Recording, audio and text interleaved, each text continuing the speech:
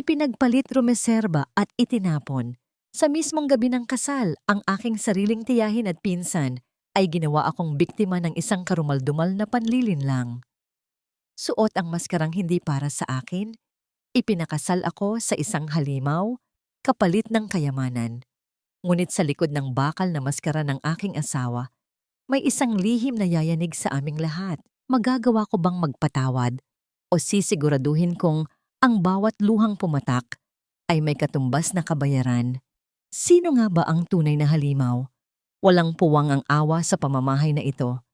Tala, kaya itikom mo ang bibig mo dahil hindi niyan mababayaran ang lahat ng perang ginastos ko sa pagkain at matitirhan mo sa loob ng maraming taon. Ang boses ni Tia Miranda ay tila isang matalim na humihiwa sa katahimikan ng silid. Hindi pa man nakakabawi si Tala sa bigat ng mga salitang iyon, ay naramdaman na niya ang isang malakas na sampal na nagpalingon sa kanyang mukha.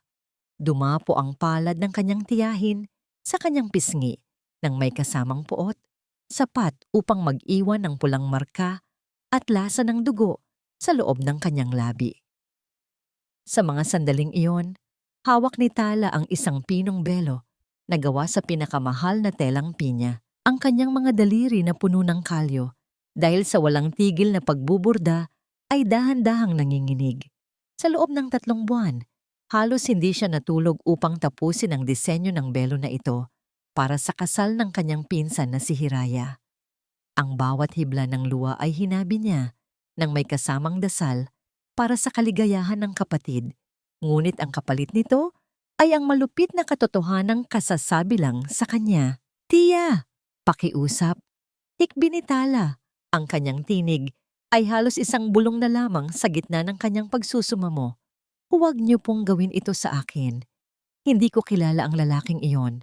Sabi niyo po ay para kay Hiraya ang kasal na ito. Isang mapanguyam na tawa ang kumawala sa bibig ni Hiraya habang nakatayo ito sa harap ng salamin. Sinusukat ang isang mamahaling hiyas na dapat ay pag-aari ng ina ni Tala. Look at yourself, Tala. Do you really think I'd waste my youth para ipakasal sa isang halimaw na tulad ni Datu? The man is a beast, a monster from a nightmare. Sayang naman ang ganda ko kung sa isang tulad niya lang ako mapupunta. Since you love being a servant anyway, why not be his servant wife instead?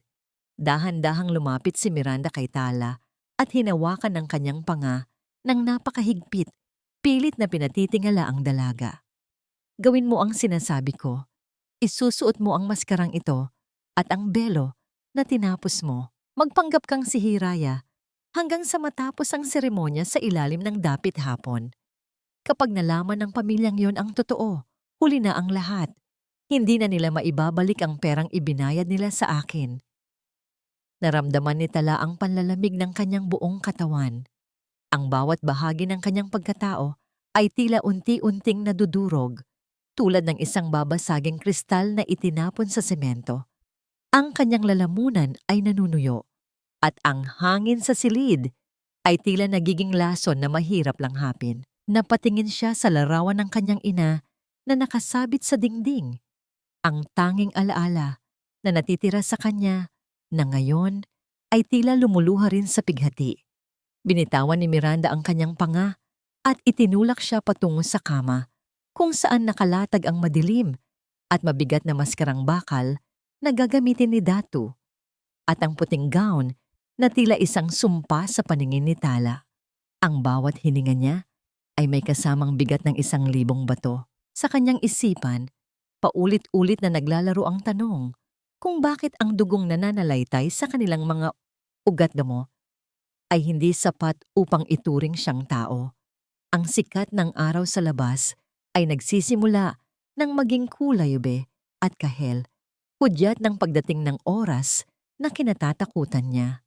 Narinig niya ang pag-andar ng sasakyan sa labas, ang tunog ng gulong sa graba na tila hatol ng kamatayan para sa kanyang kalayaan. Wala siyang magawa kundi ang sundin ng utos dahil ang bawat kilos niya ay nakabantay sa ilalim ng banta ng kanyang tiyahin na sisirain ang lahat ng alaala ng kanyang yumaong ina.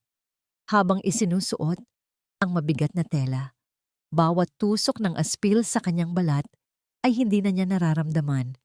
Ang tunay na hapdi ay nasa loob ng kanyang dibdib, isang sugat na hindi kailanman maghihilom ng kahit anong gamot. Siya ay magiging isang alay, isang pambayad sa utang na hindi naman siya ang nanghiram. Nang matapos ang pagbibihis, tumayo si Miranda sa kanyang likuran at ibinaba ang makapal na belo sa kanyang muka. Ang mundo ni Tala ay naging malabo. Tanging ang anino na lamang ng paligid ang kanyang nakikita. Mula sa sandaling ito, wala ka ng pangalan. Bulong ni Miranda sa kanyang tainga. Ang init ng hininga nito ay naghatid ng kilabot sa kanyang balat.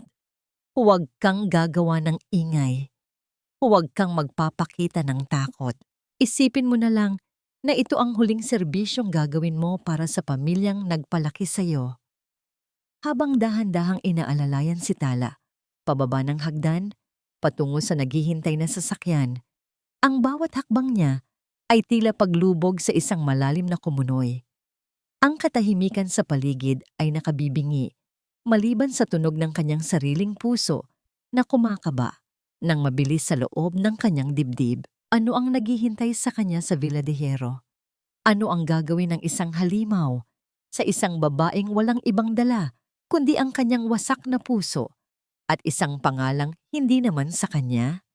Habang sumasara ang pinto ng sasakyan at nagsisimulang lumayo ang pamilyar na tahanan na naging kulungan niya, isang tanong ang naiwang umaalingaw-ngaw sa kanyang diwa. Maari pa bang makakita ng liwanag ang isang kaluluwang pilit na ibinabaon sa dilim? Dito ka nababagay, sa gitna ng kadiliman, kung saan walang makakarinig sa iyong pagsusumamo.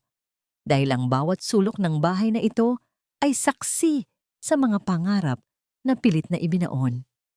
Ang tinig ng isang matandang babae sa muko ang bumati kay Tala sa sandaling tumapak ang kanyang mga paa sa malamig na sahig ng Villa de Hierro. Siya si Manang Sol, ang may bahay na may mukhang tila gawa sa tuyong balat ng kahoy, walang kislap ang mga mata, at mas malamig pa sa simoy ng gabi ang pakikitungo. Hindi man lang nito tinignan ng diretso ang mukha ni Tala na nababalot pa rin ng makapal na bilungo. Para sa kanila, siya ay isa lamang kagamitang idinagdag sa loob ng malawak at ube-ubeng mansyon. Habang naglalakad sa mahabang pasilyo, naramdaman ni Tala ang bigat ng bawat hakbang.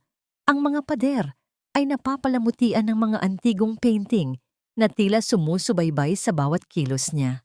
Ang amoy ng lumang kahoy at bakal ay humahalo sa halimuyak ng mga lantang bulaklak sa florera, isang amoy na nagpapaalala sa kanya ng isang libingan. Ito ang kabaligtaran ng lahat ng kanyang pinangarap. Sa kanyang imahinasyon, ang kanyang kasal ay dapat puno ng liwanag at awitan, hindi ang nakabibinging katahimikan na tila sumasakal sa kanyang paghinga. Iniwan siya ni Manang Sol sa loob ng isang higanteng silid kung saan ang tanging liwanag ay nagmumula sa ilang piraso ng kandila. Ang bawat anino sa dingding ay tila mga kamay na gustong humablot sa kanya. Nanatiling nakatayo si Tala sa gitna ng silid, yakap-yakap ang sarili habang ang kanyang puso ay tila isang ibon na nagpupumiglas makalabas sa hawla. Sa ilalim ng belo, ang kanyang mga mata ay pagod na sa pagluha, ngunit ang takot ay nananatiling buhay, naglalakbay sa bawat ugat ng kanyang katawan. Naramdaman niya ang bahagyang paggalaw ng hangin sa likuran niya, kasunod ng mabibigat na yabag ng mga paa na nagdudulot ng mahinang panginginig sa mga lumang tabla ng sahig. Alam niya, narito na siya. Ang lalaking tinatawag nilang halimaw. Ang lalaking binayaran ng kanyang tiyahin gamit ang kanyang kinabukasan. Bakit hindi mo tinatanggal ang iyong belo, Hiraya? Ang boses ni Datu ay hindi katulad ng iniisip ni Tala. Hindi ito ungol ng isang hayop, kundi isang malalim at baritonong tinig na may dalang kakaibang pait. Tila isang luma at kalawiting bakal na pilit na pinagagalaw. Sa boses na yon, tila may nakatagong sugat na mas malalim pa sa anumang pisikal na pinsala. Dahan-dahang lumingon si Tala, ngunit nanatiling nakayuko ang kanyang ulo. Sa madilim na sulok ng silid, nakita niya ang bulto ng isang lalaki. Matangkad, malapad ang mga balikat, at suot ang isang maskarang bakal na tumatakip sa halos buong mukha nito. Ang tanging nakikita ay ang kanyang mga mata na tila dalawang baga ng apoy sa gitna ng kadiliman, matalas, mapanuri at puno ng puot. O baka naman natatakot kang makita ang mukha ng isang katulad ko? Pagpapatuloy ni Datu habang dahan-dahang lumalapit. Ang bawat hakbang niya ay tila isang hatol na nagpapaliit sa mundo ni Tala. Huwag kang mag-alala. Alam ko ang iniisip nyo na ang Villa de Hierro ay isang impyerno at ako ang Diablo na kailangang paglingkuran kapalit ng inyong mga utang. Gustong sumigaw ni Tala. Gusto niyang sabihing hindi siya si Hiraya, na siya ay biktima rin ng pagkakataon. Ngunit naalala niya ang banta ni Miranda. Naalala niya ang mga alaala ng kanyang ina na tanging hawak ng kanyang malupit na tiyahin. Kinagat niya ang kanyang labi hanggang sa malasahan niya ang pait ng kanyang sariling dugo. Pinipigilan ang anumang tunog na gustong kumawala sa kanyang lalamunan. Huminto si Datu sa harap niya. Ramdam ni Tala ang init na nagmumula sa katawan ng lalaki. Isang init na tila kayang tumunaw sa yelo sa kanyang mga ugat. Itinaas ni Datu ang kanyang kamay, isang malaki at magaspang na palad, at dahan-dahang hinawakan ang gilid ng belo ni Tala. Sa bawat pulgada ng pag-angat ng tela, tila binabaklas din ang huling proteksyon na mayroon ang dalaga. Huwag kang nanginginig, bulong ni Datu. Ang kanyang hininga ay dumampi sa leeg ni Tala. Nagdudulot ng kilabot na hindi niya maipaliwanag. Hindi ba't ito ang gusto ng pamilya mo? Ang ibenta ang kanilang pinakamahalagang hiyas sa isang halimaw para lang maisalba ang kanilang pangalan? Nang tuluyang maalis ang belo, tumambad ang mukha ni Tala sa ilalim ng malamig na liwanag ng buwan na sumisilip sa bintana.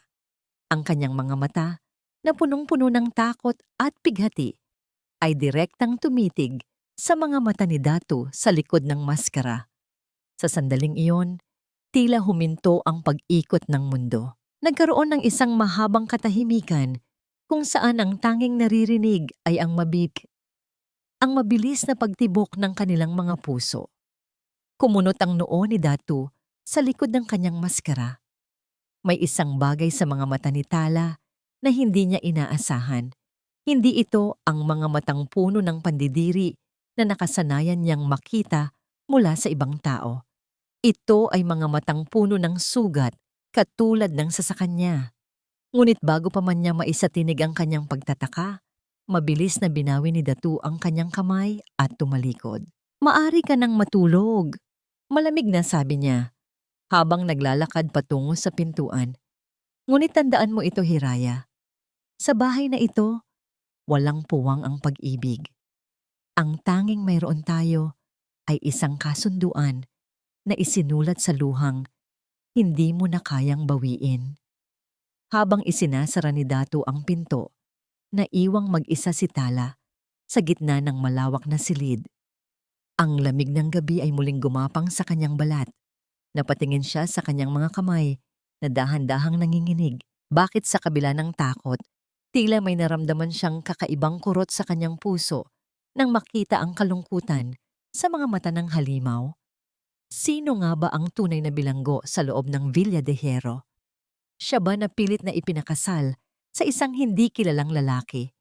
O ang lalaking nagtatago sa likod ng isang maskarang bakal sa gitna ng karangyaan at dilim? Habang humihiga si Tala sa malawak at malamig na kama, naramdaman niya ang isang patak ng luha na gumulong patungo sa kanyang unan. Ang simula ng kanyang bagong buhay ay tila isang mahabang panaginip kung saan hindi niya alam kung kailan siya magigising o kung may darating pa bang umaga para sa isang tulad niyang nawalan na ng sariling pangalan. Minsan, ang pinakatahimik na bahagi ng puso ang siyang pinakamaingay humiling ng pagkalinga, lalo na sa mga sandaling ang tanging kasama mo ay ang sarili mong anino.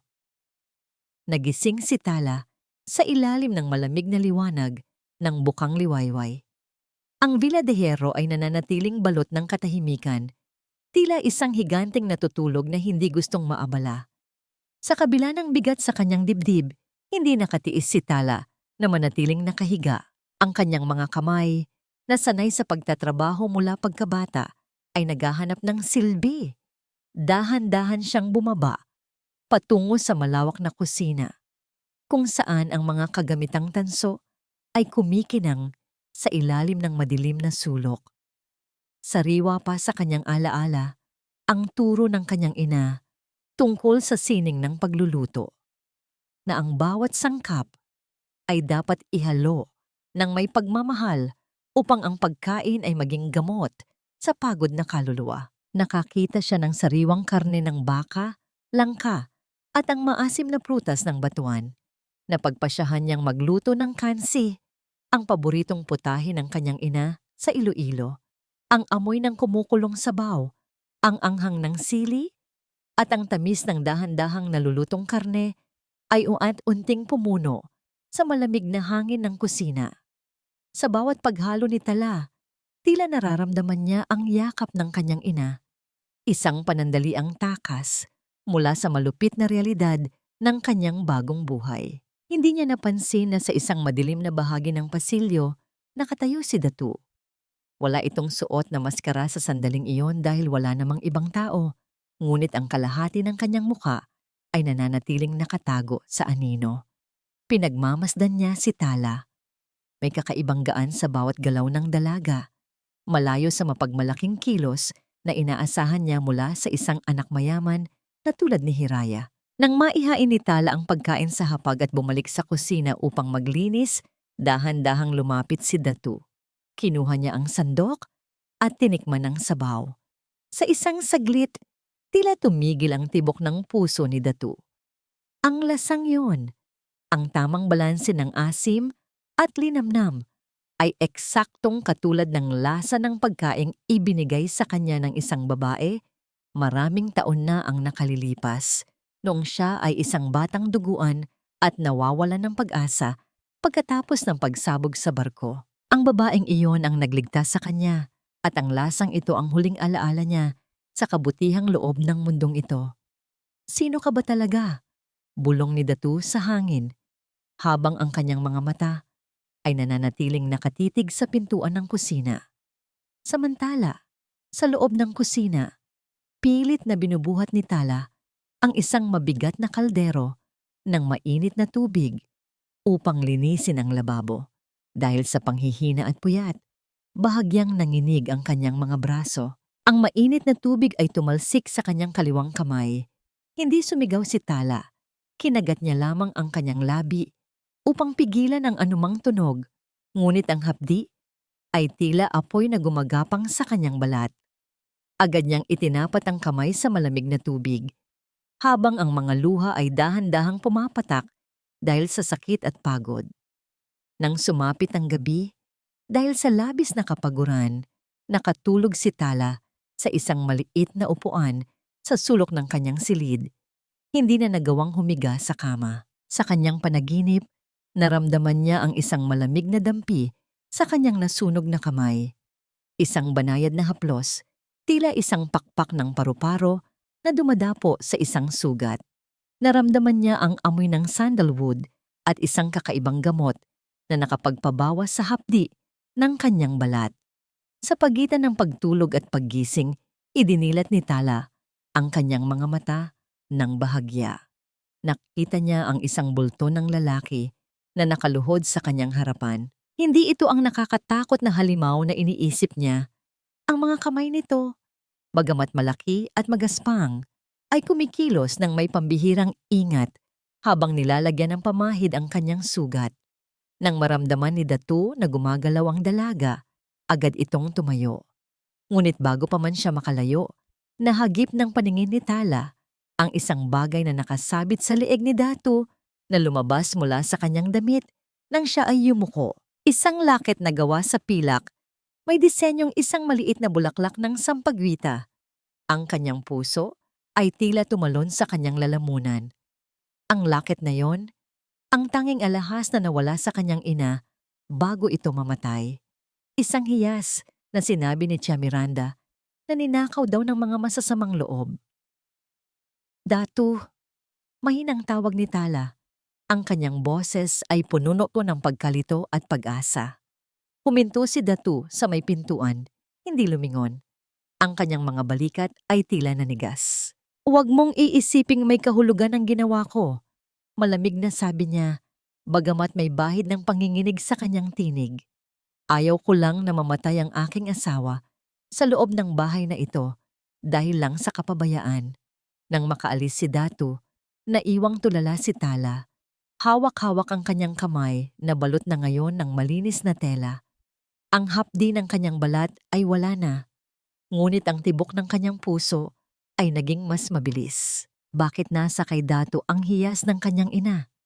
At bakit ang isang lalaking nagtatago sa likod ng bakal na maskara ay may kakayahang humawak ng ganoon kalambot sa isang sugatang tulad niya? Sa dilim ng gabi, isang bagong uri ng takot ang bumalot kay Tala. Hindi takot sa kamatayan, kundi takot sa katotohanang baka ang halimaw na kinatatakutan ng lahat ay ang tanging taong nakakakita sa kanyang tunay na halaga. At sa kanyang kamay, ang tela ng benda ay tila isang pangako na hindi pa niya lubos na nauunawaan. Ang katotohanan ay tila isang matalas na salamin. Maaari nitong ipakita ang iyong tunay na anyo, ngunit maaari rin nitong sugatan ang sino mang mga has na humawak dito ng walang pag-iingat. Hindi makatulog si Tala sa gabing iyon. Ang bawat tibok ng kanyang puso ay tila tumatawag sa pangalan ng kanyang ina, at ang imahe ng pilak na lakit sa leeg ni Datu ay ayaw lisanin ng kanyang isipan. Sa ilalim ng malamlam na liwanag ng buwan na sumisilip sa malalaking bintana ng mansyon, dahan-dahang lumabas si Tala ng kanyang silid. Ang kanyang mga paa ay tila may sariling isip. Dinadala siya patungo sa dulo ng pasilyo, kung saan matatagpuan ang isang bukas na balkonahe na nakaharap sa malawak na hardin. Doon, sa gitna ng malamig na simoy ng gabi, nakita niya ang isang anino. Isang lalaking nakatalikod, nakasuot lamang ng manipis na puting sando at maluwag na pantalon. Ngunit ang nakapagpatigil sa paghinga ni Tala ay ang bagay na nakapatong sa pasamano ng balkonahe, ang bakal na maskara ni Datu na kumikinang sa ilalim ng buwan. Dahan-dahang humarap ang lalaki nang marinig ang mahinang paghakbang ni Tala. Inaasahan ni Tala ang isang mukhang puno ng peklat, isang anyong nakakatakot na sapat upang tawaging halimaw. Ngunit ang bumungad sa kanya ay isang mukha na tila inukit ng mga anghel, matangos ang ilong, matitigas ang panga, at ang mga mata na dati ay puno ng puot, ay ngayon ay puno ng isang malalim at nakakalunod na kalungkutan. Walang kahit anong peklat, walang kahit anong kapangitan. Bakit ka nandito? Ang tinig ni Datu ay malambot. Wala na ang malamig na tunog na dulot ng maskara. Hindi ba't sinabi ko sa iyong huwag kang lalabas ng iyong silid? Nanatiling tulala si Tala. Ang kanyang mga kamay ay dahan-dahang itinaas upang takpan ang kanyang sariling bibig. Datu, ang iyong mukha, bakit? Bakit ka nagsusuot ng maskara kung wala ka namang itinatago? Isang mapait na ngiti ang sumilay sa mga labi ni Datu, habang muli siyang tumingin sa malayo, sa abot-tanaw, kung saan ang dagat ng Iloilo ay humahalik sa langit. Lahat tayo ay may itinatago, Tala. Ang sa akin ay isang anyong bakal, ngunit ang sa inyong pamilya ay isang anyong pagkukunwari. Ang peklat ko ay wala sa balat, kundi narito. Itinuro niya ang kanyang dibdib. Noong sumabog ang barko, 10 taon na ang nakalilipas, namatay ang batang puno ng pangarap. Ang natira na lamang ay ang halimaw na kailangang protektahan ang kanyang kumpanya mula sa mga buwitreng katulad ng iyong tiyahin. Lumapit si Tala nang hindi namamalayan. Ang takot na nararamdaman niya noong unang gabi ay napalitan ng isang emosyong mas masakit, pagdamay. Kaya mo ba ginagawa ito? Upang subukin ang mga tao sa paligid mo? I wanted to see who would stay. Pag-amin ni Datu, ang kanyang tinig ay tila isang sirang plaka na puno ng pighati. Gusto kong makita kung sino ang titingin sa likod ng maskara at hindi tatakbo sa takot. At sa loob ng maraming taon, walang gumawa niyon. Hanggang sa dumating ka. Dahan-dahang inabot ni Datu ang kamay ni Tala. Ang kanyang mainit na palad ay bumalot sa nanginginig na mga daliri ng dalaga. Hinahanap mo ba ito? Inilabas niya ang pilak na locket mula sa kanyang bulsa. Ito ang tanging bagay na naiwan sa akin ng babaeng nagligtas sa aking buhay. Ang iyong ina, si Doña Elena. Hindi ko alam na ikaw ang kanyang anak hanggang sa natikman ko ang luto mo at hanggang sa makita ko ang parehong katatagan sa iyong mga mata. Naramdaman ni Tala ang pag-init ng kanyang mga mata. Ang bawat salita ni Datu ay tila isang gamot sa kanyang sugatang puso. Pinoprotektahan mo ako, bulong niya. I am trying to save you as she saved me. Tugon ni Datu habang dahan-dahang inilalapit ang kanyang mukha sa mukha ni Tala. Ramdam ni Tala ang bango ng sandalwood at ang init ng hininga ng lalaki. Sa sandaling iyon, ang distansya sa pagitan nila ay tila naglaho. Isang marang haplos ng kanyang hinlalaki sa pisngi ni Tala ang nagpatahimik sa buong mundo. Ngunit tandaan mo ito, Tala, ang boses ni Datu ay muling naging seryoso. Ang mundo ay mapanganib para sa atin. Hiraya and your aunt will not stop until they get what they want. You have to stay behind this mask with me. Kaya mo ba? Can you be the wife of a monster even if you know the man underneath? Tumingin ng diretso si Tala sa mga mata ni Datu. Sa unang pagkakataon, mula nang pumasok siya sa Villa de Hierro, hindi na siya naramdamang nag-iisa. Hinding-hindi na ako matatakot sa dilim, Datu, basta't narito ka. Ngunit sa gitna ng kanilang munting sandali ng kapayapaan, isang anino ang gumalaw sa ibaba ng balkonahe. Isang pares ng mga mata ang puno ng puot at inggit ang nakamasid sa kanilang bawat galaw. Si Hiraya, nalen na dumating upang manmanan ang kanyang pinsan, ay nakasaksi sa lahat. Ang kanyang mga kuko ay bumaon sa balat ng kanyang sariling braso habang ang kanyang puso ay nag-aapoy sa selos. Hindi ito maari. Bulong ni Hiraya sa dilim. Ang kanyang tinig ay puno ng kamandag. Kung hindi ako ang magiging asawa ng isang bilyonaryong kasing gwapo ni Datu, walang sino mang makakakuha sa kanya. Sisiguraduhin kong ang maskarang yon ang magiging huling bagay na makikita mo. Tala. Tingnan mo nga ang sarili mo, Tala. Mukha kang basahang itinapon sa madilim na sulok ng mansyong ito. Saktong-sakto sa amoy ng kamatayan na bumabalot sa buong paligid. Ang boses ni Tia Miranda ay tila isang kagat ng sawa. Malamig, mapanganib, at puno ng lason. Nakatayo siya sa gitna ng engrandeng sala ng Villa de Hierro. Suot ang isang mamahaling terno na tila binili mula sa perang nakuha niya sa pagbebenta kay Tala. Kasama niya si Hiraya, na walang tigil ang pag-irap habang tinitingnan ang bawat sulok ng bahay na dati ay kinasusuklaman niya ngunit ngayon ay tila kinaiinggitan dahil sa lulang yaman nito. Nakahawak si Tala sa isang pilak na tray. Maghahain sana ng tsa para sa mga bisitang hindi naman niya inaasahan. Ang kanyang mga kamay ay bahagyang nanginginig, hindi dahil sa takot, kundi dahil sa hapdi ng mga ala-alang muling bumabalik sa bawat salitang lumalabas sa bibig ng kanyang tiyahin. Sa kabila ng marangyang suot na damit na ibinigay ni Datu, nananatiling mapagpakumbaba ang anyo ni Tala. Isang bagay na tila mas lalong nagpapakulo sa dugo ni Hiraya. Poor Tala, wika ni Hiraya habang dahan-dahang lumalapit. Ang tunog ng kanyang matutulis na takong sa marmol na sahig ay tila isang babala. Balita namin ay hindi ka man lang daw hinahawakan ng asawa mo. Well, who could blame him? Kahit ako, kung makikita ko ang isang halimaw gabi-gabi, baka mas piliin ko pang mabulag kaysa makasama ang isang katulad mo. Isang malakas na tunog ng palad na humalik sa hangin ang muntik ng dumapo sa pisngi ni Tala nang tangkain siyang saktan ni Hiraya. Ngunit sa pagkakataong ito, hindi pumikit si Tala. Hindi siya yumuko. Nanatiling diretso ang kanyang tingin. Ang kanyang mga mata ay tila dalawang malalim na lawa na tumatanggi sa anumang bagyong darating. Hinawakan niya ang kamay ni Hiraya sa gitna ng ere, isang kilos na nagpakitang wala na ang dating mahinang babae na maaari nilang tapakan anumang oras. Ang Villa de Hierro ay hindi na ang bahay na maaari ninyong pasukin at bastusin, Hiraya. Kalmado, ngunit matigas na wika ni Tala.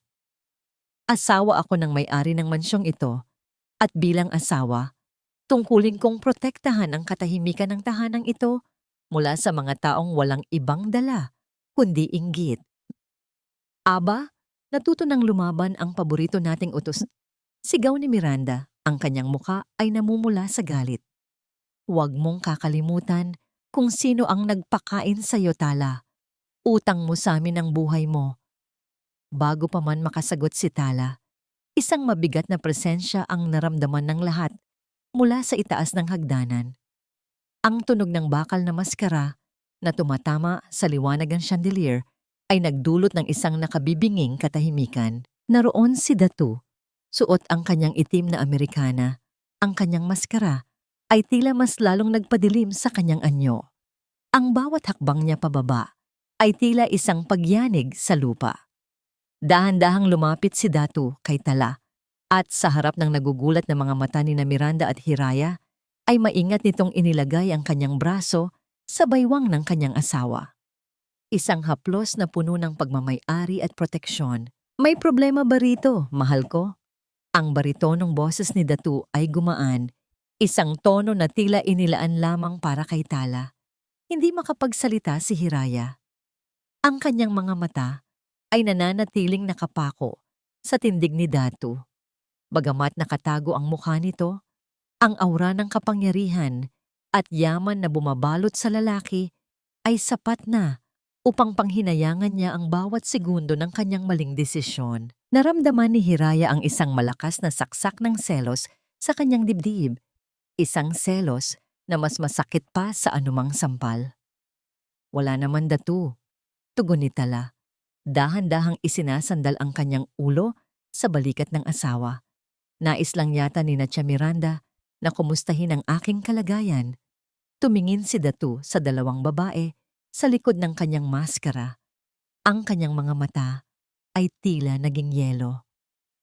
Kung ganoon, nakita niyo na, ang aking asawa ay reyna ng bahay na ito at ang sino mang magtatangkang magpabagsak ng kahit isang luha mula sa kanyang mga mata ay ituturing kong kaaway ng aking buong kumpanya. Muling lumingon si Datu kay Tala at sa isang pambihirang pagkakataon, dahan-dahan niyang kinuha ang kamay ng dalaga at hinalikan ito sa tapat ng kanyang puso. Tandaan niyo, ang mga basura ay walang puwang sa loob ng isang palasyo. Namutla si Miranda. Ang kanyang mga labi ay nanginginig sa pagkapahiya habang hinihila ang kanyang anak palabas. Samantala, si Hiraya ay nanatiling nakatitig sa pintuan ng mansyon habang sila ay paalis. Ang kanyang isipan ay puno na ng masamang balak. Hindi siya papayag. Hindi siya papayag na ang babaeng itinuturing niyang basahan ay tatratuhin bilang isang brilyante. Nang makaalis ang mga bisita, binitawan ni Datu ang kanyang pagkakahawak kay Tala. Ngunit hindi niya inalis ang kanyang tingin. Maayos ka lang ba? Bulong niya. Tumango si Tala. Ngunit sa kaibuturan ng kanyang puso, alam niyang nagsimula pa lamang ang totoong laban. Isang maliit na piraso ng papel ang nahulog mula sa bag ni Hiraya kanina. Isang bagay na mabilis na pinulot ni Tala nang hindi napapansin ng iba. Nang buksan niya ito sa kanyang silid, ang kanyang dugo ay tila nanigas. Isa itong resibo mula sa isang kilalang botika, petsado noong araw na mamatay ang kanyang ina, at ang nakasulat na gamot ay hindi para sa sakit sa puso, kundi isang uri ng lason na unti-unting nagpapahina sa katawan. Bakit nasa kay Hiraya ang resibong ito? At anong misteryo pa ang itinatago ng kanyang tiyahin tungkol sa huling sandali ng kanyang ina? Sa bawat hibla ng luwa, may nakatagong kwento ng pasakit, ngunit sa bawat paghabi, may pagkakataong buuin ang isang bagong bukas na puno ng pag-asa. Isang gabi, dinala ni Datu si Tala sa isang bahagi ng mansyon na hindi pa nito napupuntahan, isang maliit na silid na puno ng bintana, kung saan ang liwanag ng buwan ay malayang dumadaloy sa sahig. Sa gitna ng silid ay matatagpuan ang isang napakagandang habihan na gawa sa makintab na kahoy ng nara. Ang mga sinulid na kulay ginto at pilak ay maayos na nakakabit. Tila naghihintay na buhayin ng mga kamay na may alam sa sining ng paghabi. Ito ay para sa'yo. Bulong ni Datu habang nakatayo sa likuran ni Tala. Alam kong ang iyong mga kamay ay hindi ginawa para lamang sa gawaing bahay. Ang iyong ina ay isang mahusay na manghahabi at nakikita ko sa iyong mga mata ang pagnanais na ipagpatuloy ang kanyang sinimulan. Naramdaman ni Tala ang pag-apaw ng emosyon sa kanyang dibdib. Dahan-dahan niyang hinaplos ang makinis na kahoy ng habihan. Ito ang unang pagkakataon na may kumilala sa kanyang talento, ang unang pagkakataon na hindi siya itinuring na isang pabigat. Naupo siya sa harap ng habihan at sa bawat paggalaw ng kanyang mga daliri, tila bumabalik ang lahat ng tinuro sa kanya ng kanyang ina. Ang tunog ng paglipat ng mga sinulid ay tila isang oyayi na nagpapatuloy sa katahimikan ng gabi. Dahan-dahang lumapit si Datu at naupo sa isang maliit na bangko sa tabi niya. Hindi niya isinuot ang kanyang maskara, hinahayaan ang kanyang tunay na anyo na malantad sa ilalim ng malamlam na liwanag. Pinanood niya ang bawat kilos ni Tala, ang paraan ng pagkunot ng noo ng dalaga dahil sa konsentrasyon at ang marahang paghinga nito na tila sumasabay sa ritmo ng paghabi. Maari mo ba akong turuan? Mahinang tanong ni Datu. Isang matamis na ngiti ang sumilay sa mga labi ni Tala. Kinuha niya ang malaki at magaspang na kamay ni Datu at dahan-dahang ipinatong sa ibabaw ng kanyang mga kamay. Sa sandaling magdikit ang kanilang mga balat, tila may kuryenteng gumapang sa braso ni Tala. Ang init ng palad ni Datu ay nagbigay sa kanya ng pakiramdam ng seguridad na kailanman ay hindi niya naramdaman sa piling ni na Miranda. Ganito iyon, Datu, paliwanag ni Tala. Ang kanyang boses ay malambot at puno ng pasensya. Kailangan mong maging banayad. Ang luwa ay tila puso ng tao. Kapag masyadong mahigpit ang iyong hawak, maaari itong maputol. Ngunit kapag masyadong maluwag, hindi mabubuo ang disenyo. Magkasama silang gumalaw. Ang kanilang mga kamay ay naglalakbay sa pagitan ng mga sinulid. Ang distansya sa pagitan ng kanilang mga mukha ay paliit ng paliit hanggang sa maramdaman na nila ang hininga ng isa't isa. Tumingin si Datu sa mga mata ni Tala, isang tingin na puno ng paghanga at isang emosyong mas malalim pa sa pasasalamat. You are the most beautiful thread in my life, Tala. Bulong ni Datu. Ang kanyang tinig ay tila isang haplos sa kaluluwa ng dalaga. Sa gitna ng lahat ng kadiliman at puot na pinagdaanan ko, ikaw ang nagbigay ng kulay sa aking mundo. Yumuko si Tala. Pilit na itinatago ang pamumula ng kanyang mga pisngi. Ang sandaling iyon ay tila isang panaginip na ayaw na niyang matapos. Pakiramdam niya ay hindi na siya ang Cinderella na biktima ng pang-aapi, kundi isang babaeng tunay na minamahal. Ngunit ang katahimikan ng gabi ay biglang nagbago nang pumasok si Manang Sol sa silid.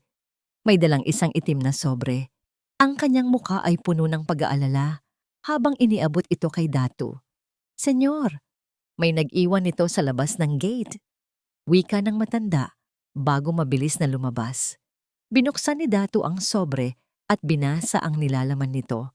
Habang binabasa ang bawat salita, ang kanyang mga mata ay unti-unting nanlamig. Ang lambot na nakita ni Tala kanina ay napalitan ng isang pamilyar na tigas. Tumingin siya kay Tala, isang tingin na puno ng pagdududa at sakit.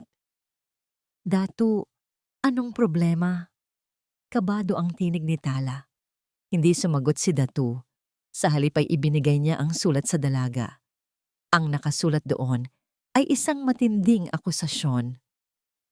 Ang asawa mong si Tala ay hindi ang babaeng inaakala mo. Habang natutulog ka, unti-unti niyang ninanakaw ang mga blueprint at dokumento ng iyong kumpanya upang ibenta sa mga kalaban mo. Narito ang larawan bilang katibayan.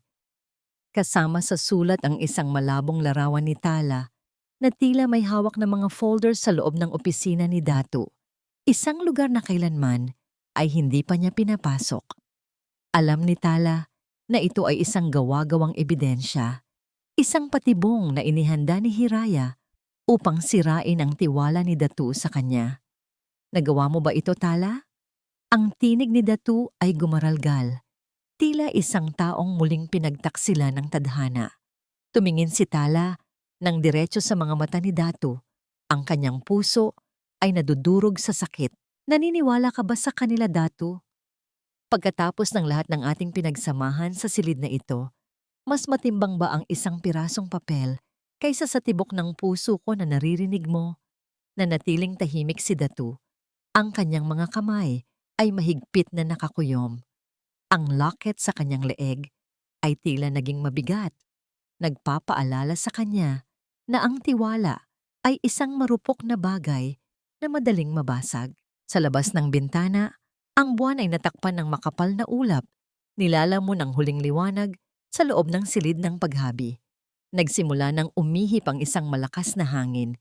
Hudyat ng isang darating na bagyo na maaaring tumupok sa lahat ng disenyong pilit nilang binuo. Hindi mo alam ang halaga ng gintong itinapon mo sa putikan hanggat hindi mo nakikita ang kislap nito sa ilalim ng liwanag na hindi na para sa'yo. Ang mga salitang ito ang paulit-ulit na umaalingaw-ngaw sa isipan ni Hiraya habang dahan-dahan siyang naglalakad sa madilim na pasilyo ng Villa de Hierro.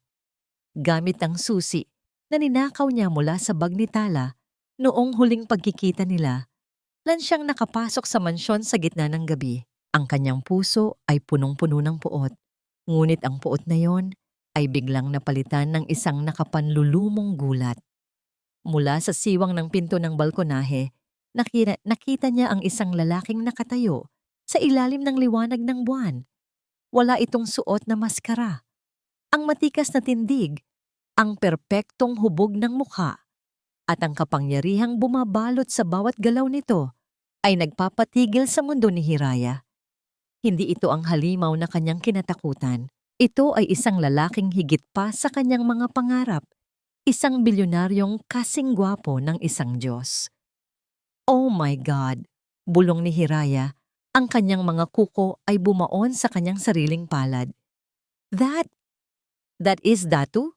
Ipinakasal ako ng nanay sa isang lalaking ganito kaperpekto at ibinigay ko lang siya kay Tala? Sa sandaling iyon, ang inggit ni Hiraya ay nag-iba ng anyo. Hindi na lamang niya gustong pabagsakin si Tala. Gusto na niyang bawiin ang posisyong dapat ay sa kanya. Dahan-dahan siyang lumabas mula sa anino at nagkunwaring nagulat nang makita si Datu. Datu? Ang kanyang tinig ay naging malambot, puno ng pagkukunwari at tamis na tila asukal na may lason. Ikaw ba talaga yan? Why? Why are you hiding such a beautiful face behind that mask? Agad na kinuha ni Datu ang kanyang maskara at isinuot ito. Ang kanyang mga mata ay naging matalas at malamig. Anong ginagawa mo rito, Hiraya? Paano ka nakapasok sa bahay ko? I was worried about you. Pagsisinungaling ni Hiraya habang lumalapit. Pilit na hinahawakan ang braso ni Datu. Nabalitaan ko ang tungkol sa mga nawawalang dokumento sa kumpanya mo. I knew Tala couldn't be trusted. My cousin is a professional liar, Datu. Simula bata pa lang kami, sanay na siyang kumuha ng mga bagay na hindi sa kanya. Akala mo ba ay mahal ka niya? She's just using you to get back at us. Sa kabilang dulo ng pasilyo, nakatayo si Tala. Nakita niya ang bawat haplos ni Hiraya sa asawa niya. Naramdaman niya ang isang matinding saksak sa kanyang dibdib nang makitang hindi agad tinatabig ni Datu ang kamay ng kanyang pinsan. Ang pagdududa na itinanim ng sulat ni na Miranda ay tila uent-unting nagkakaugat sa puso ni Datu. Datu, mahinang tawag ni Tala. Ang kanyang boses ay nanginginig sa sakit. Lumingon si Datu. Ang kanyang mga mata sa likod ng maskara ay hindi na nagpapakita ng init na naramdaman ni Tala kanina sa silid ng paghabi. Sa halip, meron itong pader ng kawalan ng tiwala. Is it true, Tala? Tanong ni Datu. Ang kanyang tinig ay tila isang hatol ng kamatayan. Ninakaw mo ba ang susi ng aking opisina upang ibigay sa mga kalaban ko? Hiraya showed me the messages on your old phone. Hindi totoo yan. Sigaw ni Tala. Ang mga luha ay nagsisimulang gumulong sa kanyang mga pisngi. Wala akong alam sa mga sinasabi niyo. Datu, pakiusap, maniwala ka sa akin. Don't listen to her, Datu. Singit ni Hiraya. Dahan-dahang lumilipat sa likuran ni Datu at bumubulong sa taingan nito. She's just acting. Alam mo namang mas bagay ako rito, di ba? I am the real Hiraya. Ang babaeng dapat ay nasa tabi mo mula pa noong una. Isang golden moment ng kawalang pag-asa ang nabuo ng mapansin ni Tala na ang isang katulong sa loob ng mansyon, si Luisa ay umiiwas ng tingin habang hawak ang isang folder na katulad ng mga dokumentong nawawala.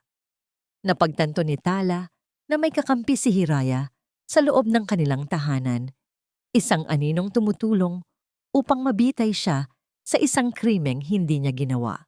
Mula ngayon, Hiraya will stay in the guest room, biglang anunsyo ni Datu. Isang desisyong tila isang malakas na sampal sa mukha ni Tala. Gusto kong malaman ang buong katotohanan at hanggat hindi malinaw ang lahat, Tala, mananatili ka sa iyong silid, huwag kang lalabas. Hinigit ni Hiraya ang isang mapang-uyam na ngiti habang nakatingin kay Tala.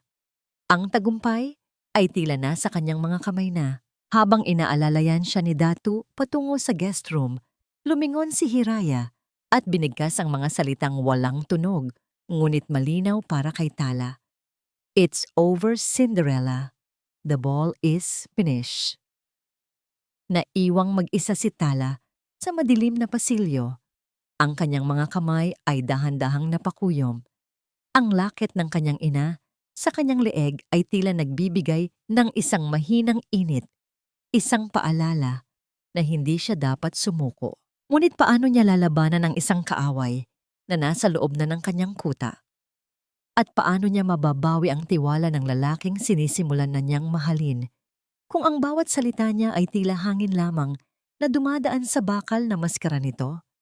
Habang nagsisimulang pumatak ang ulan sa bubong ng mansyon, isang nakabibinging katahimikan ang bumalot sa puso ni Tala. Isang tanong ang nanatiling nakasabit sa kanyang diwa. Sino ang tunay na nagkanulo sa kanya sa loob ng Villa de Hierro? Huwag kang magmalinis, Tala, dahil ang kamay na naghahain ng pagkain ay siya ring kamay na may kakayahang bumitay sa taong nagtitiwala sa iyo. Ang mga salitang ito ni Hiraya ay tila mga palaso na bumaon sa pandinig ni Tala habang siya ay abala sa kusina. Ngayong araw ang 80 kaarawan ni Doña Corazon, ang lola ni Datu, ang tanging tao sa mansyon na nagpakita ng kaunting lambot kay Tala sa kabila ng mga bali-balita. Gusto ni Tala na pasalamatan ng matanda, kaya buong ingat siyang naghanda ng espesyal na tsaa na gawa sa mga sariwang damo at honey, isang recipe na laging ginagawa ng kanyang ina para sa mga mahal sa buhay. Sa kabilang dako, ang mansyon ay puno ng mga piling bisita mula sa matataas na lipunan ng Iloilo. Nakasuot si Hiraya ng isang makinang na gown, umaasta na tila siya ang tunay na may bahay, habang si Tala ay nananatili sa gilid, suot ang kanyang simpleng damit, ngunit taglay ang dangal na hindi kayang bilhin ng pera. Ang bawat sulyap ni Datu kay Tala ay puno ng kalituhan. Gusto niyang lumapit, ngunit ang bigat ng pagdududa ay tila isang pader na humaharang sa kanila. Lola Corazon, narito po ang tsaang inihanda ko para sa inyo. Mahinahong wika ni Tala habang inilalapag ang isang tasa ng porselana sa harap ng matanda. Sana po ay makatulong ito sa inyong paghinga. Ngumiti ng bahagya ang matanda at hinawakan ang kamay ni Tala. Salamat, Apo. Nararamdaman ko ang busilak ng iyong puso sa bawat gawa mo. Ngunit sa isang kisap mata, bago pa man madampi ng matanda ang labi sa tasa, ay mabilis na lumapit si Hiraya. May bitbit itong isang maliit na lalagyan ng asukal. Ngunit sa ilalim ng kanyang mahabang kuko ay may nakatagong isang puting pulbos. Sa isang mabilis at hindi napapansing galaw, habang nagkukunwaring inaayos ang table napkin ng matanda, ay nalaglag ang pulbos sa loob ng mainit na likido. Uminom ang matanda. Sa loob lamang ng ilang segundo, ang mukha ni Doña Corazon ay namutla. Ang kanyang mga kamay ay dahan-dahang nanginig at ang tasa ay nahulog sa sahig. Ang tunog ng nabasag na porselana ay tila isang hudyat ng sakuna na bumasag sa katuwaan ng lahat. Ang matanda ay humawak sa kanyang leeg, pilit na humihinga, ngunit walang hanging pumapasok.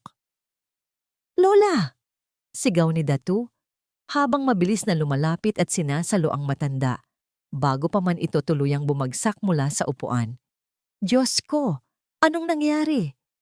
Tila histerikong sigaw ni Hiraya. Ang kanyang boses ay umalingaw-ngaw sa buong silid. "Tala, anong inilagay mo sa tsisa?"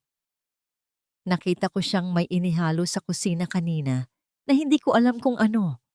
"Datu, binalaan na kita. Gusto niyang gantihan ng pamilya mo dahil sa pagpapakulong sa kanya sa mansyong ito." Nanigas si Tala sa kanyang kinatatayuan. Ang kanyang mundo ay tila huminto sa pag-ikot.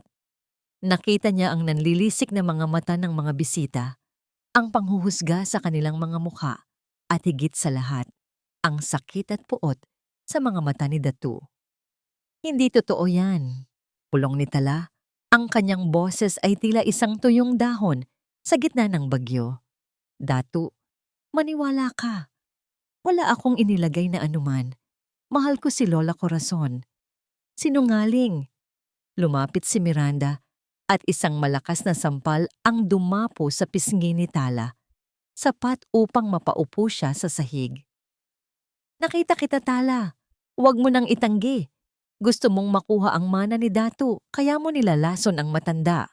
Dahan-dahang tumayo si Datu habang karga ang nanghihinang lola. Ang kanyang maskara ay tila naging mas madilim sa ilalim ng liwanag ng chandelier. Ang bawat hininga niya ay puno ng galit na pilit na kinukubli. "Ilabas niyo ang gamot ni Lola," utos ni Datu sa mga katulong. Pagkatapos ay tumingin siya kay Tala. Isang tingin na mas masakit pa sa sampal ni Miranda. "Akala ko, iba ka sa kanila. Akala ko, ang kabutihang nakita ko sa'yo ay totoo. Pero isa ka lang palang ahas na nagtatago sa ilalim ng magandang mukha." "Datu, pakiusap." Ikbinitala ang kanyang mga kamay ay dahan-dahang gumagapang sa sahig patungo sa asawa. "Huwag mo akong hahawakan," sigaw ni Datu. Ang kanyang tinig ay tila isang dagundong na yumanig sa buong mansyon. "Mula sa sandaling ito, hindi na kita asawa. Wala kang puwang sa pamamahay na ito. Manang Sol, tawagan ang ambulansya. At ang babaeng ito, itapon niyo siya sa labas. Ngayon din." Hinawakan si Tala ng dalawang malalakas na tauhan ni Datu. Kinaladkad siya palabas ng mansyon habang ang ulan sa labas ay nagsisimula ng bumuhos ng malakas. Ang kanyang mga tuhod ay nasugatan sa magaspang na sahig, ngunit ang hapdi niyon ay wala sa kuko ng sakit na nararamdaman ng kanyang puso. Nang makarating sa malaking gate ng Villa de Hierro, itinapon si Tala sa gitna ng kalsada. Ang pintong bakal ay nagsara nang may isang malakas na tunog na tila pinal na hatol sa kanyang kapalaran. Naiwan siyang nakaluhod sa putikan, basang-basa ng ulan, at yakap ang kanyang sarili habang ang kanyang mga hikbi ay nilalamon ng tunog ng kulog sa kalangitan.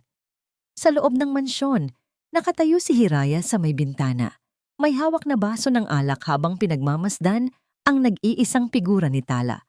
Sa labas, isang mapagtagumpay na ngiti ang sumilay sa kanyang mga labi. Sa wakas, ang basahan ay naibalik na sa basurahan. Samantala, sa gitna ng dilim at lamig, itinaas ni Tala ang kanyang mukha sa langit. Ang ulan ay humahaplos sa kanyang mga pisngi, tila nakikiramay sa kanyang pighati. Sa gitna ng kanyang kawalan ng pag-asa, naramdaman niya ang pilak na lakit sa kanyang leeg. Ang alaala ng kanyang ina ay tila nagbibigay ng isang mahinang init. Bakit kailangang maging ganito kalupit ang mundo sa mga taong wala namang hangad kundi ang magmahal? May pag-asa pa bang matira para sa isang babaeng nawalan na ng lahat? Ng pangalan, ng tahanan, at ng tiwala, ng lalaking tanging naging liwanag sa kanyang dilim? Wala nang mas lalamig pa sa ulan na pumapatak sa isang pusong wala nang mahinga ng tulong dahil sa bawat patak nito, tila unti-unting tinatangay ang huling hibla ng iyong pag-asa.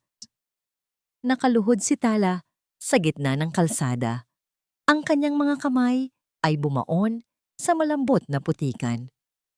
Ang bawat patak ng tubig mula sa langit ay tila mga karayom na tumutusok sa kanyang balat. Ngunit ang hapdi ng ulan ay wala sa kuko ng sakit na nararamdaman niya sa loob ng kanyang dibdib. Pinanood niya ang paglayo ng mga ilaw ng Villa de Hierro. Ang mansyong naging pansamantala niyang langit na ngayon ay naging kuta ng kanyang pinakamatinding pighati.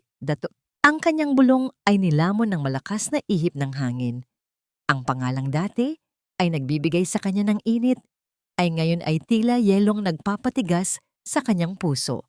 Sa gitna ng kadiliman at hagupit ng bagyo, pilit na tumayo si Tala. Wala siyang ibang matutuluyan.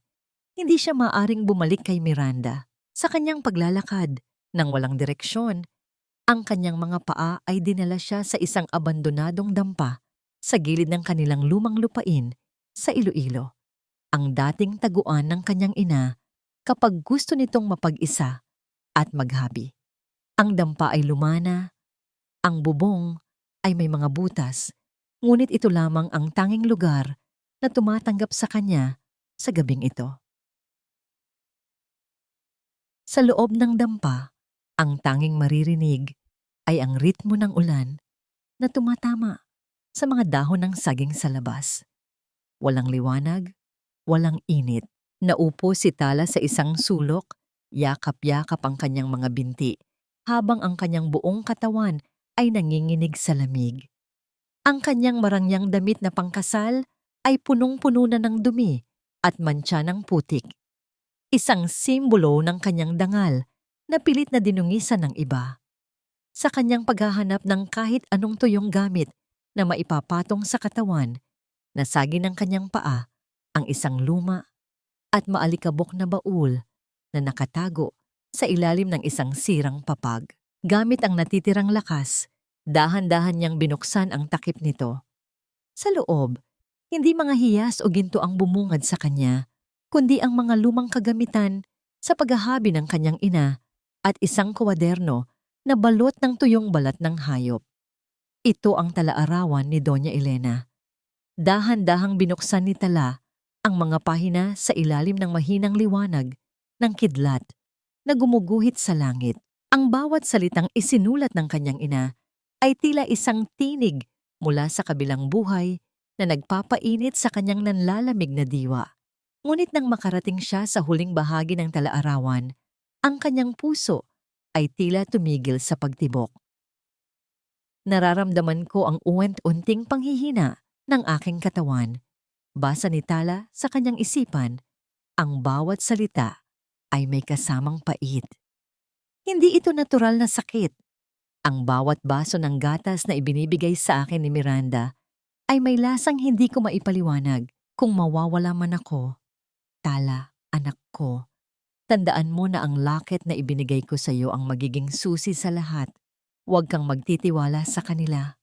Nayanig ang buong pagkatao ni Tala. Ang hinala niya kanina ay naging isang malupit na katotohanan. Hindi lamang ninakaw ni Miranda ang kanyang yaman. Kinuha rin nila ang buhay ng kanyang ina sa isang napakatagal at masakit na paraan. Ang bawat haplos ni Miranda sa kanya noong bata pa siya, ang bawat peking ng ngiti ni Hiraya, ay tila mga kamandag na unti-unting pumapatay sa kanya sa loob ng maraming taon.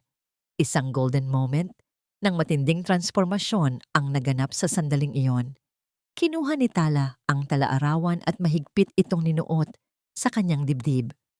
Ang kanyang mga hikbi ay huminto. Ang kanyang mga mata, na dati ay puno ng pagsusumamo, ay unting nagkaroon ng isang matalim at malamig na kislap. Ang ulan na dati ay tila nagpapahirap sa kanya, ay ngayon ay tila naghuhugas sa kanyang kahinaan. Hindi na ako ang Tala na maaari ninyong saktan at itapon. Bulong niya sa dilim, ang kanyang tinig ay wala ng panginginig. Sa bawat luhang pumatak sa gabing ito, sisiguraduhin kong may katumbas na kabayaran. Kung kailangang maging matigas ako, tulad ng bakal ni Datu, gagawin ko. Inilabas niya ang pilak na locket mula sa kanyang leeg. Binuksan niya ito at tinitigang maigi ang disenyo ng sampagita. Napansin niya ang isang maliit na uka sa gilid nito. Isang mekanismo na hindi niya napansin noon. Nang pindutin niya ito, lumabas ang isang napakaliit na microchip na itinago ng kanyang ina. Isang patunay na si Elena ay naghanda para sa araw na ito. Hindi na naramdaman ni Tala ang lamig. Ang puot na nag-aapoy sa kanyang dibdib ay sapat na upang bigyan siya ng lakas na tumayo at lumaban. Sa labas, ang bagyo ay nagsisimula ng humupa. Ngunit ang bagyong paparating sa buhay ni Miranda at Hiraya ay ngayon pa lamang nabubuo. Datu, wika ni Tala habang nakatingin sa direksyon ng mansyon. Sana ay handa ka sa katotohanang darating. Dahil sa sandaling bumalik ako, hindi na ako ang babaeng pinalayas mo sa ulan. Ako na ang babaeng kukuha sa lahat ng nararapat sa akin. Dahan-dahang tumayo si Tala at lumabas ng dampa. Ang bukang liwayway ay nagsisimula nang sumilip sa abot tanaw, nagbibigay ng kulay na tila dugo sa kalangitan. Sa bawat hakbang niya palayo sa dampa, iniwan niya ang kanyang pagiging biktima. Ang bawat hibla ng kanyang pagkatao ay muling hinahabi. Sa pagkakataong ito, hindi na ito gawa sa marupok na luwa, kundi sa matibay na paninindigan na walang sinuman ang makakabasag. Ngunit sa malayo, isang sasakyan ang dahan-dahang tumitigil sa harap ng dampa. Isang anino ang lumabas mula rito. May hawak na payong at naglalakad patungo sa kinaroroonan ni Tala. Ang tibok ng puso ni Tala ay muling bumilis.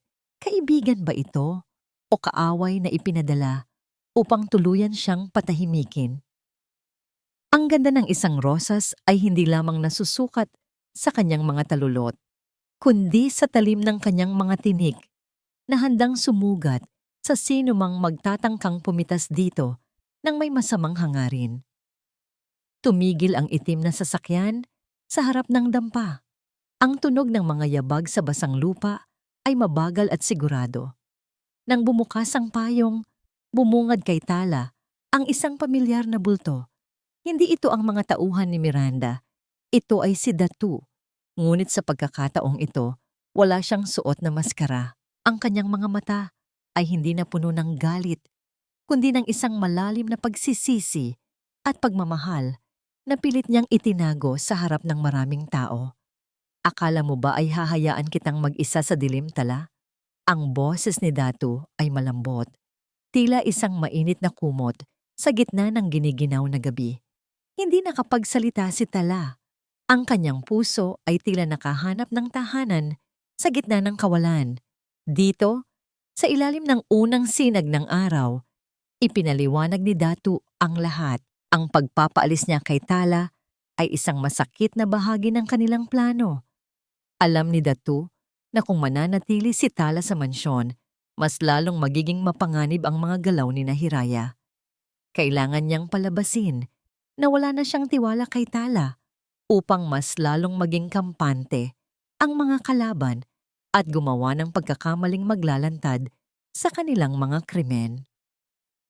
Patawarin mo ako kung kailangan mong danasin ang lamig ng ulan, bulong ni Datu habang dahan-dahang hinahaplos ang pisngi ni Tala. Pero kailangan nating gawin ito upang tuluyang malinis ang iyong pangalan. Sa loob ng sumunod na 2 linggo, Ang dampa ay naging sentro ng kanilang operasyon. Gamit ang microchip na nakuha ni Tala mula sa locket, nabuksan nila ang mga lihim na transaksyon ni Miranda. Doon ay nakita ang mga resibo ng lason, ang mga pekeng dokumento ng paglilipat ng shares ng kumpanya, at ang mga mensahe ni Hiraya sa isang hacker upang pekein ang mga larawan ni Tala. Habang inihahanda nila ang lahat, muling bumalik si Tala sa harap ng habihan. Sa pagkakataong ito, hindi lang siya naghahabi ng tila, naghahabi siya ng hustisya. Ang bawat hibla ng gintong luwa na kanyang ginagamit ay tila may dalang kapangyarihan ng kanyang ina. Dumating ang araw ng National Silk Exhibition sa Iloilo Convention Center. Ito ang pinakaprestihiyosong kaganapan sa industriya ng tela, kung saan ipinagmamalaki ni Miranda at Hiraya ang kanilang tagumpay matapos kunin ang kontrol sa kumpanya ni Elena. Nakatayo si Hiraya sa gitna ng entablado, suot ang isang mamahaling gown na kulay pilak habang tumatanggap ng palakpakan mula sa mga matataas na opisyal at negosyante. Ang tagumpay na ito ay para sa aking pamilya, wika ni Hiraya nang may pekeng luha sa kanyang mga mata. Sa kabila ng mga pagsubok at pagtataksil ng ilang malapit sa amin, nananatiling matatag ang aming dangal. Ngunit sa gitna ng kanyang talumpati, ang malalaking pintuan ng hall ay dahan-dahang bumukas. Ang malakas na liwanag mula sa labas ay nagbigay ng isang tila langit na anyo sa figurang pumasok. Isang babaeng suot ang isang gown na gawa sa pinakamahal na telang pinya na may disenyong hindi pa nakikita ng sinuman. Isang disenyong tila mga pakpak ng isang phoenix na muling nabubuhay mula sa abo. Ito ay si Tala. Ang kanyang buhok ay maayos na nakapusod, ang kanyang mukha ay walang bakas ng pagod, at ang kanyang mga mata ay naglalabas ng isang awtoridad na nagpatahimik sa buong silid. Tumigil ang lahat. Ang tanging naririnig ay ang marahang kalansing ng mga hiyas sa kanyang gown sa bawat hakbang niya patungo sa entablado. Sa tabi niya ay si Datu. Matikas at protektado ang kanyang asawa, ang kanyang presensya ay tila isang babala sa sinumang mga has na humarang. Namutla si Miranda. Ang baso ng champagne sa kanyang kamay ay bahagyang nayanig. "Anong ginagawa mo rito?" Bulyaw ni Hiraya. Ang kanyang boses ay nanginginig sa takot at galit. "Wala kang karapatang tumapak dito, Tala. Isa kang kriminal." Dahan-dahang umakyat si Tala sa entablado. Nang tangkain siyang saktan ni Hiraya, mabilis na hinawakan ni Tala ang kanyang piga. Isang golden moment ng pagbabalik ng kapangyarihan ang nasaksihan ng lahat. "Hindi na ako ang babaeng tinalikuran mo sa ulan, Hiraya." Ang boses ni Tala ay malinaw at malakas. Umalingaw-ngaw sa bawat sulok ng hall. "Ang damit na suot mo ay gawa sa nakaw na yaman, at ang dangal na ipinagmamalaki mo ay isang malaking kasinungalingan." Tumingin si Tala sa malaking screen sa likod ng entablado. "Ngayong gabi, hindi lang ang sining ng paghahabi ang ipapakita ko sa inyo. Ipapakita ko rin ang sining ng katotohanan." Pinindot ni Datu ang isang remote control at sa isang saglit, ang screen ay napuno ng mga dokumento at video na magpapabagsak sa mundo ni Miranda. Ang katahimikan sa loob ng hall ay napalitan ng mga bulungan ng gulat at pagkasuklam. "It's over, Hiraya." Bulong ni Tala ng malapitan. Ang kanyang tinig ay tila isang hatol na walang kawala. "Ang bawat luhang pumatak sa akin ay may katumbas na singil, at ngayong gabi, ang takdang panahon ng inyong pagbabayad." Sa labas, ang tunog ng mga sirena ng pulis ay dahan-dahang lumalapit, tila isang musika ng katarungan para kay Tala. Ang reyna ay nakabalik na at ang kanyang korona ay hindi nagawa sa bakal, kundi sa katotohanang kailanman ay hindi na mababaon sa dilim. Ang katarungan ay hindi laging dumarating sa anyo ng isang malakas na kulog. Madalas, dumarating ito sa anyo ng isang mahinahon ngunit hindi matitinag na bulong ng katotohanan na kayang magpabagsak kahit sa pinakamatayog na pader ng kasinungalingan. Ang buong convention center ay nabalot ng isang nakabibinging katahimikan habang ang bawat mata ay nakapako sa malaking screen. Ang mga video ng lihim na pakikipag-usap ni Miranda sa isang pekeng doktor at ang mga mensahe ni Hiraya tungkol sa pag-frame up kay Tala ay tila mga sampal sa bawat taong naroroon. Ang mga bulungan ng pagkamangha at pagkasuklam ay nagsimulang gumapang sa buong hall, tila isang apoy na mabilis na kumakalat. Hindi iyan totoo. Isang malaking kasinungalingan ang lahat ng yan. Sigaw ni Hiraya. Ang kanyang boses ay pumiyok dahil sa takot. Datu, don't listen to her. She's just a professional hacker. Gawa-gawa lang ang lahat ng evidence na yan because she wants to ruin my reputation. Dahan-dahang lumapit si Miranda kay Tala. Ang kanyang muka ay pulang-pula sa galit at ang kanyang mga mata ay nanlilisik. Wala kang utang na loob. Pagkatapos kitang palakihin at bigyan ng tahanan, ganito ang igaganti mo. You are nothing but a maid, Tala. Isang utusan na nangarap maging prinsesa. Tumingin si Tala nang diretso sa mga mata ni Miranda. Sa pagkakataong ito, wala nang takot sa kanyang paningin.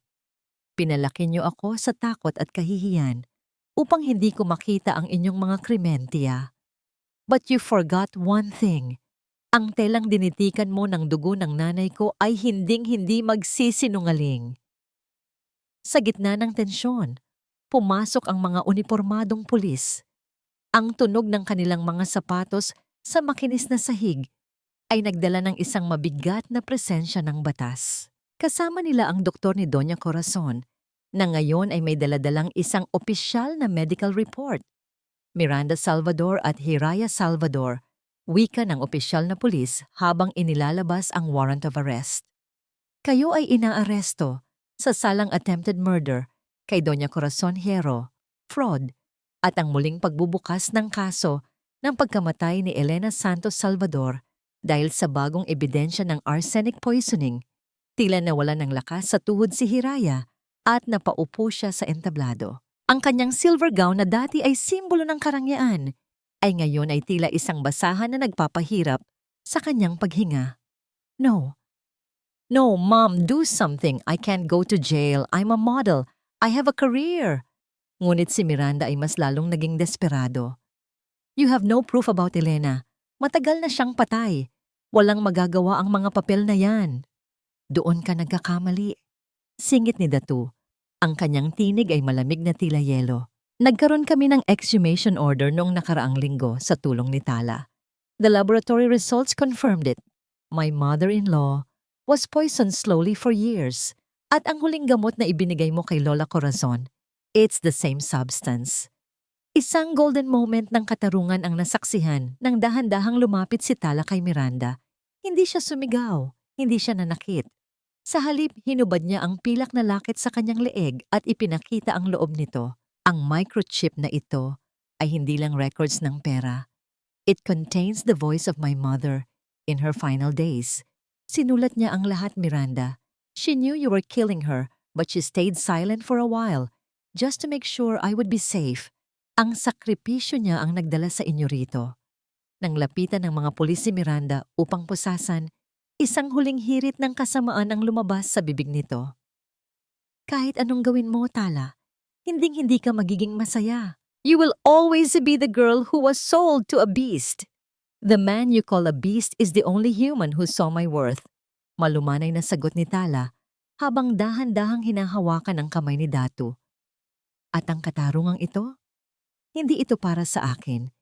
Ito ay para sa nanay ko, para kay Lola Corazon, at para sa bawat taong niloko nyo. Habang hinihila palabas ng hall ang mag-inang Salvador, ang mga tao ay nagsimulang pumalakpak, hindi para sa fashion show, kundi para sa katotohanang nagwagi. Ang kahihiyang idinulot ni Miranda kay Tala sa loob ng maraming taon ay muling bumalik sa kanila sa harap ng buong bansa. Naiwan si Tala at Datu sa entablado sa ilalim ng mga spotlight. Tumingin si Datu kay Tala at sa isang pambihirang pagkakataon, dahan-dahan niyang inalis ang kanyang maskara sa harap ng lahat. Ang kanyang perpektong mukha at ang kanyang mga mata na puno ng pagmamalaki para sa kanyang asawa ay nagbigay ng isang bagong liwanag sa silid. You did it, Tala. Bulong ni Datu. We did it. Tugon ni Tala. Ngunit sa gitna ng kanilang tagumpay, isang katulong mula sa Villa de Hierro ang patakbong lumapit sa kanila. Ang mukha ay balot ng kaba. Senyor, Senyora, si Doña Corazon po, nagising na siya. Pero may gusto siyang sabihin tungkol sa pinakahuling lihim ng inyong pamilya na hindi pa alam ni na Miranda. Napatigil sina Tala at Datu. Ano pa ang maaaring maging lihim na mas malaki pa sa krimen ni na Miranda? Mayroon pa bang bahagi ng nakaraan na hindi pa naitatahi sa kasalukuyan? Hindi ang ginto o ang pangalan ang tunay na pamana ng isang ina, kundi ang pag-ibig na nanatiling buhay sa kabila ng kamatayan at ang katarungang sa wakas ay nahanap na ang kanyang tahanan. Sa loob ng tahimik na silid sa ospital, kung saan ang amoy ng mga sariwang rosas ay humahalimuyak, dahan-dahang iminulat ni Doña Corazon ang kanyang mga mata. Hawak ni Tala ang kulubot ngunit mapagmahal na kamay ng matanda, habang si Datu ay nakatayo sa kabilang panig. Ang kanyang mukha ay wala ng bahid ng pag-aalinlangan. Ang huling lihim na nais ibahagi ng matanda ay hindi isang sumpa, kundi isang pagpapala na itinago ng panahon. Tala, apo. Mahinang simula ni Doña Corazon. Ang boses ay tila isang marahang ihip ng hangin. Bago pa man ang lahat ng pasakit na ito, ang iyong ina at ang aking pumanaw na anak ay matalik na magkaibigan. Ang Villa de Hierro at ang lupain ng inyong kumpanya ng luwa ay matagal nang pinag-isa sa isang kasunduan ng pagtutulungan. Hindi ka lamang napadpad dito dahil sa panlilinlang ni Miranda. Dinala ka rito ng tadhana dahil ikaw ang karapat-dapat na tagapagmana ng kalahati ng mansyong ito. Naramdaman ni Tala ang pagdaloy ng mga luha ng kagalakan.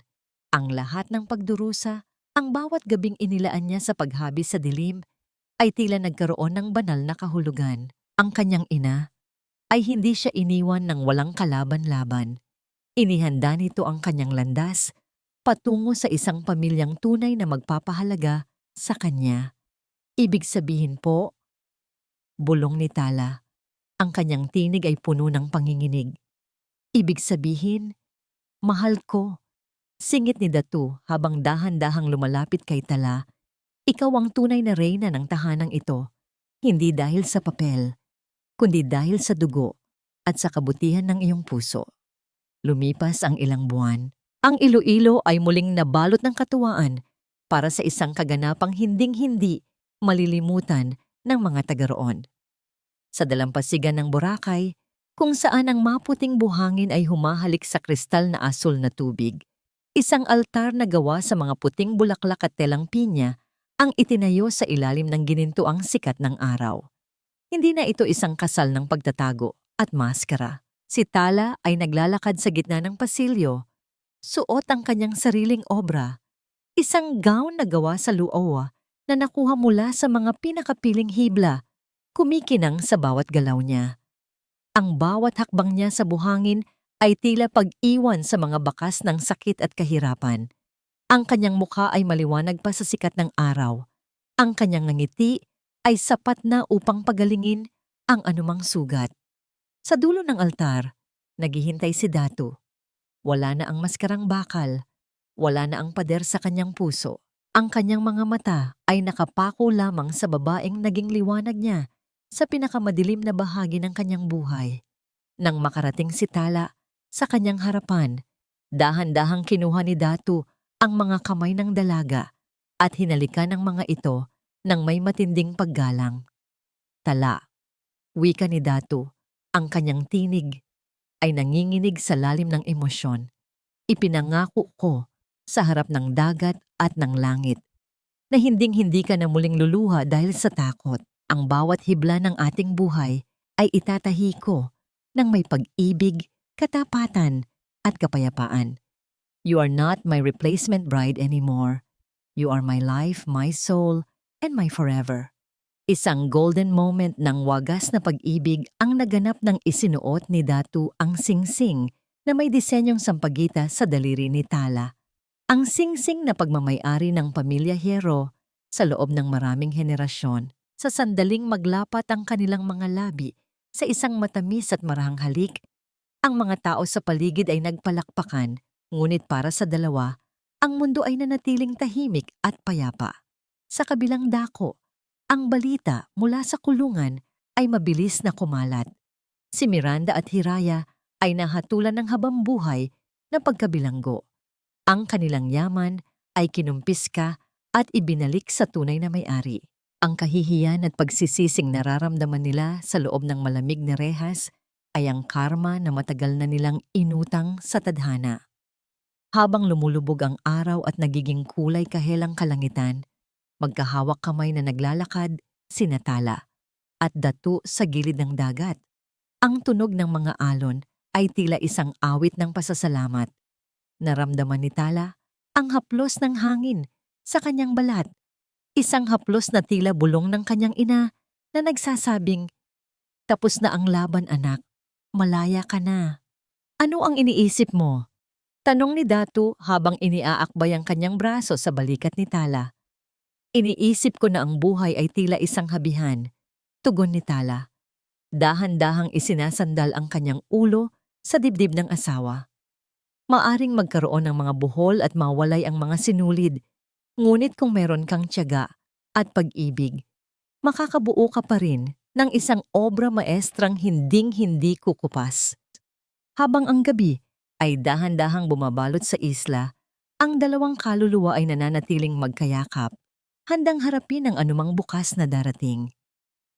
Ang kanilang kwento ay hindi na tungkol sa paghihiganti o pasakit, kundi tungkol sa kapangyarihan ng pagpapatawad at ang himala ng isang pag-ibig na tunay na wagas. Ngunit sa gitna ng kanilang kaligayahan, isang maliit na bata ang tumatakbo patungo sa kanila. May dalang isang lumang kahon na nahanap nito sa ilalim ng buhangin. Isang kahon na may tatak ng pamilya Salvador. Anong alaala pa ang nakatago rito na maaring magbukas ng isang bagong yugto sa kanilang payapang buhay? Ang pinakamagandang bahagi ng isang kwento ay hindi ang pagtatapos ng laban, kundi ang pagsisimula ng isang buhay kung saan ang bawat sugat ay naging isang pilat na nagpapaalala sa iyong katatagan. Lumipas ang 3 taon mula nang ang National Silk Exhibition ay naging saksi sa pagbagsak ng kasinungalingan ni Miranda at Hiraya. Ang Villa de Hierro ay hindi na ang madilim at nakakatakot na mansyong kinatatakutan ng marami. Ngayon, ang bawat sulok nito ay puno ng liwanag, halimuyak ng mga sariwang bulaklak ng daling bahay, at ang masayang awitin na nagmumula sa mga manghahabi na binigyan ni Tala ng bagong pag-asa. Sa loob ng malawak na hardin, nakaupo si Tala sa harap ng kanyang paboritong habihan. Ang kanyang mga daliri ay tila sumasayaw sa pagitan ng mga gintong sinulid. Ngunit sa pagkakataong ito, hindi na siya nag-iisa. Isang maliit na batang babae na may mga matang kasing linaw ng sa kanya at tawa na tila mga kampanilya, ang masayang naglalaro sa kanyang paanan. Siya si Elena, ang bunga ng pag-ibig ni Tala at Datu, na ipinangalan sa kanyang yumaong ina bilang simbolo ng pagpapatuloy ng kanilang lahi. Dahan-dahang lumapit si Datu mula sa likuran. May daladalang isang tasa ng mainit na tsaa. Wala na ang maskarang bakal at bagamat may mga bahagyang marka ng panahon sa kanyang mukha, ang kanyang kagwapuhan ay mas naging maningning dahil sa kapayapaang namamayani sa kanyang puso. Ipinatong niya ang kanyang kamay sa balikat ni Tala. Isang haplos na puno ng proteksyon at walang hanggang pasasalamat. "Masyado ka na namang nagpapagod, mahal ko." Malambot na wika ni Datu habang dahan-dahang hinahalikan ang tuktok ng ulo ng asawa.